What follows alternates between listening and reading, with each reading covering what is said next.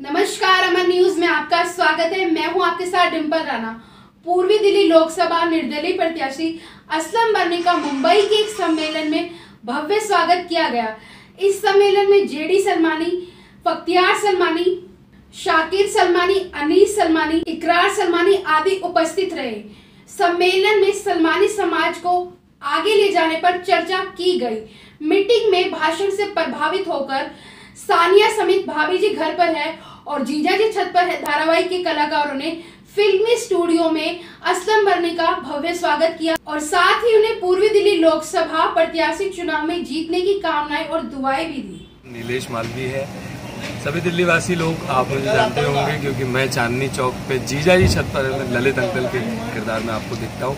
बर्नी जी हमारे बड़े अच्छे मित्र हैं और आप सब लोग इनका सहयोग करें और हम लोग आपका मनोरंजन करते रहेंगे, आपका मनोरंजन करते रहेंगे और आपके कार्य में काम आएंगे, है ना?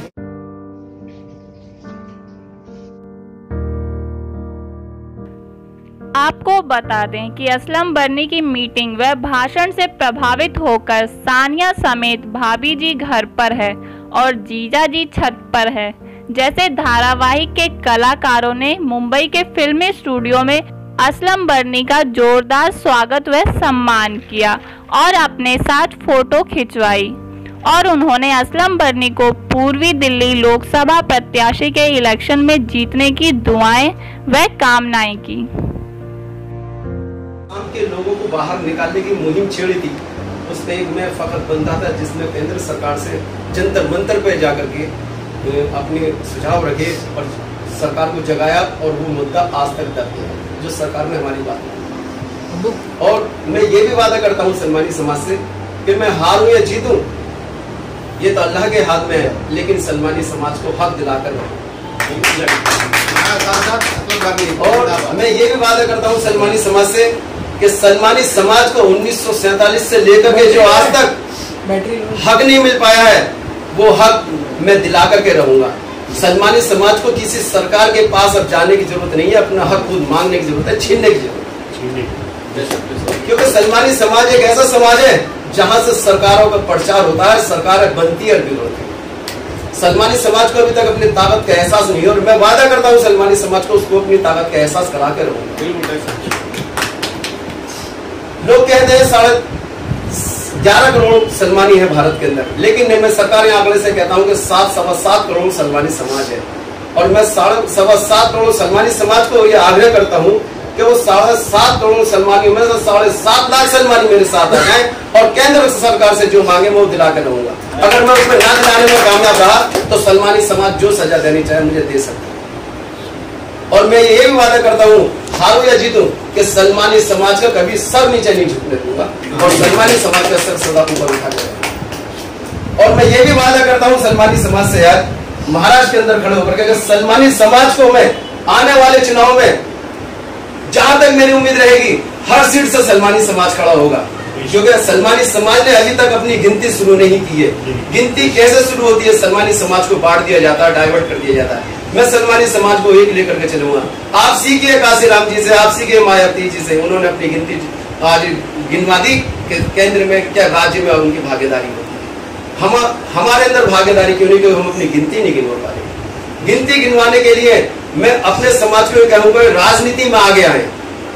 हारे या जीते वोट तो आपको पड़ेगी, आपकी अपनी तो एक वोट पड़ेगी, वो आपकी एक वोट अपनी ही कामयाब है और वो वोट आपकी गिनती केंद्र सरकार करेगी, राज्य सरकार करेगी।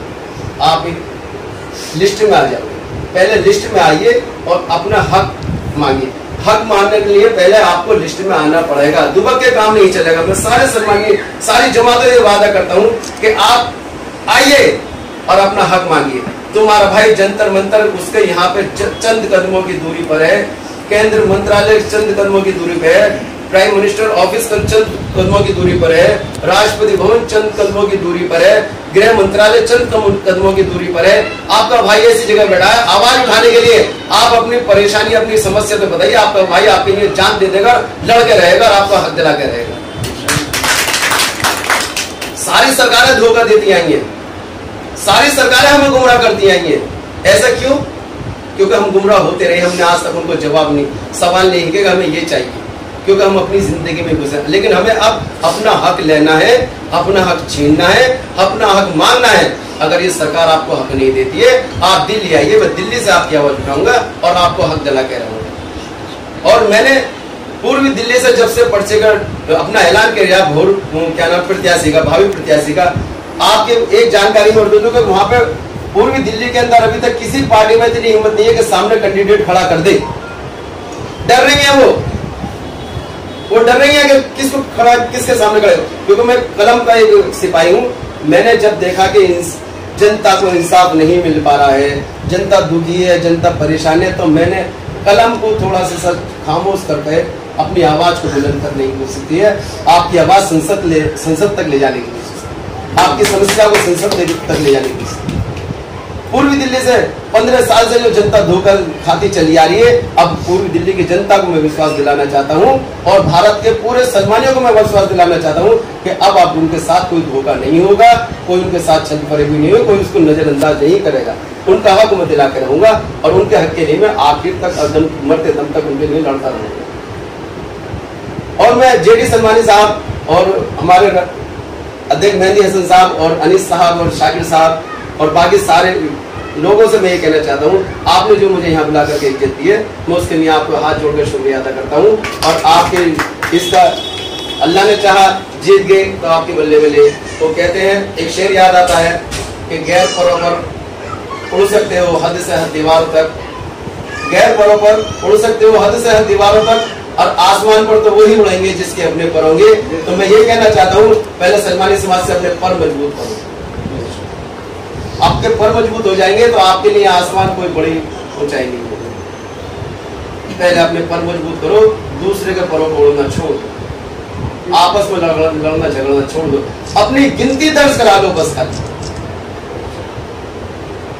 अपनी जब तुम्हारी गिनती केंद्र सरकार के अंदर आ जाएगी तो केंद्र सरकार और राज्य सरकार आपको ढूंढती रहेगी, सलमानी समाज के रहनुमा कौन है, सलमानी समाज के अध्यक्ष कौन है, और आपको ढूंढने के बाद में आपसे पूछेगी आपकी क्या परेशानी, क्या समस्या, क्या चाहिए, वो आपको देगी। लेकिन आप पहले अपनी गिनती कराइए और निकल के राजनीति में ज्यादा से ज्यादा है। और मैं ये भी वादा करता हूँ कि आने वाले इलेक्शन में जो दिल्ली में और विधानसभा के इलेक्शन हो रहे, 70 की 70 सीटों पर सलमानी समाज के कैंडिडेट खड़े होंगे। और साथ में एक वादा ये भी करता हूँ कि आने वाले लोकसभा में, इससे अगले लोकसभा में, 2024 के लोकसभा में सलमानी समाज के ज्यादातर लोकसभा प्रत्याशी होंगे इंशाअल्लाह। हमें लड़ना है, हमें हक मांगना है। 1947 से लोग दबते चले आ रहे हैं। मैं सलमानी समाज के रहनुमा से कहना चाहता हूँ, सलमानी समाज के ऊंचे बैठे हुए पदाधिकारियों से कहना चाहता हूँ, सलमानी लोगों को ये बताना चाहता हूँ कि आप हक के लिए आइए, बाहर निकल के आइए। अगर आपने इस टाइम भी हक को नहीं मांगा, ना छीना, तो जिंदगी में आप कभी कामयाब नहीं हो पाओगे। आप कम से कम हक के लिए मेरा साथ दीजिए, मैं आपके हक की लड़ाई लड़ने के लिए तैयार हूँ। और इसी के साथ मैं सबका शुक्रिया अदा करता हूँ कि आप लोगों ने महाराज को बुला करके जो इज्जत बख्शी है उसके लिए। अस्सलाम वालेकुम। मुंबई के मोहम्मद अली रोड होटल शालीमार में देर रात 2 बजे सलमानी समाज के जिम्मेदार लोगों ने असलम बर्नी को सम्मान दिया। सलमानी समाज को लेकर जिम्मेदार लोगों ने भी अपनी बात रखी। साथ ही असलम बर्नी ने समाज के हर विषय पर गंभीर चर्चा की। बर्नी जी के जोरदार भाषण से सभी लोग बेहद प्रभावित भी हुए। मैं नेशनल प्रेसिडेंट खैरुल बशर सलमानी साहब तक ये मैसेज पहुंचाना चाहता हूं कि आपकी कौम का, सलमानी कौम का एक इतना बड़ा शख्स एमपी इलेक्शन लड़ने जा रहा है, और मैं आपसे और सभी सलमानियों से रिक्वेस्ट करता हूं कि असलम बर्नी साहब का सपोर्ट करें और खुल के सामने आए और मेरे भाई को जीतने के लिए दुआ करें। और इसी के साथ मैं अपने अल्फाजों को ख़त्म करता हूं। लोगों से रिक्वेस्ट करता हूं तन मन धन के साथ असलम बर्नी साहब का सपोर्ट। डॉक्टर मेहंदी हसन के सनराइज इंग्लिश हाई स्कूल में लोकसभा प्रत्याशी असलम बर्नी सर्वे करते हुए बर्नी जी ने सभी अध्यापकों और बच्चों से बातचीत की। मीटिंग के दौरान स्कूल के बच्चों के भविष्य के बारे में सराहनीय चर्चा भी हुई। इसी के साथ मैं डिम्पल राणा लेती हुई आगे की तमाम खबरों को देखने के लिए बने रहिए हमारे साथ अमन न्यूज पर।